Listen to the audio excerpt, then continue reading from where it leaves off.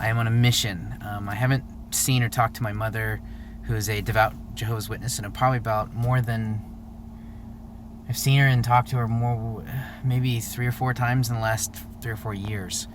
I am dissfellowshipped, and she's still practicing.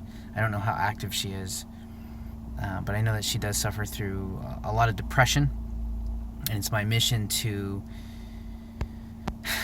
try to talk to her, just see how she's doing. Her phone broke, and I haven't talked to her in about 6 to 12 months, maybe once, and usually it's strictly business and maybe a tiny bit of how are you doing and are you going to come back.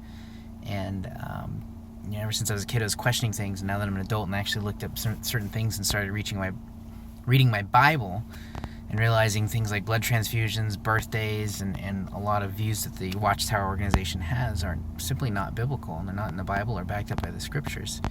So just plant some seeds for her to start thinking and for herself. I guess what I'm trying to say is for her to start thinking for herself. I have my mom and my aunt, and I'm desperately trying everything that I can to try and talk to them. I'm actually in front of a gas station right now filming this on my little phone. My fear is I've tried 3 times to try to drive an hour away. My mom lives an hour away from me, to try to talk to her. And each time I've driven out here, I missed her. She was out of town, and it's hard to get a hold of her because her phone's broken at the moment, and I don't know what she's doing. It's hard to get a hold of her. She doesn't have a landline.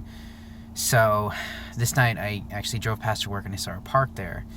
So I thought I'd make this little vlog video really quickly to try to update it. What I'm afraid of is that she might be at this point where it's almost like The Matrix. If you've seen The Matrix, that old movie, where the few humans are trying to awaken certain humans that are ready to accept the truth that they're being controlled and mind controlled in this crazy world. That's what you're trying to do here. And it's funny, when I was a Jehovah's Witness, that was my mindset too, going knocking on doors was, I'm going door to door to awaken people like The Matrix. And now that I'm out of the organization, I can see that a lot of their Bible principles that and tradition and company policies are not biblical at all. It's the same situation. I feel morally obligated to at least try with my mother, and I'm worried that it's part of her identity now that she might not be willing or open to discussing things. And I'm trying to do it in the most loving way possible, because that's how it was done with me, especially when I discovered Raymond Franz's information. So wish me the best. And Mom, if you see this, I love you. Just know that I love you very much. And it's important to know both sides of the fence, both sides of the story, for no matter what organization it is that you work for, that your faith is involved, or even relationships with people that you're in. Know both sides of the story, the good and the bad, because if the good is good enough, it will stand through the bad. And in this case, the Watchtower organization, the bad is, unfortunately, it can't withstand criticism because it's not biblically sound. And just know, Mom, I love you and I miss you, and I'm doing this because I have to try. I have to at least try. I can't live with myself if I don't try. I love you, and hopefully I'll see you soon. I just found her. She's home. It was hard to find where she was. I've been trying for like the last month to try to find her.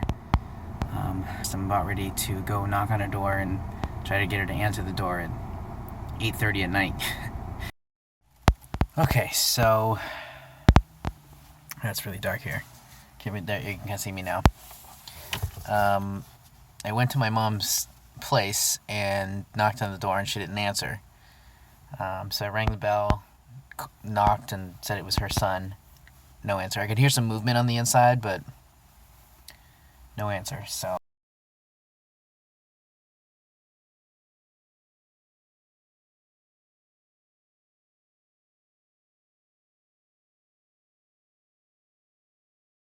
I know where her friend's house lives. I know where her friend is, so I figured she'd come over here and say hi, so she did.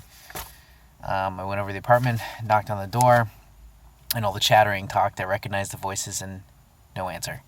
I knocked 3 times. I knocked a bunch of times, and nothing. So her same car that was in front of her apartment is now at the friend's apartment, so it's obviously her.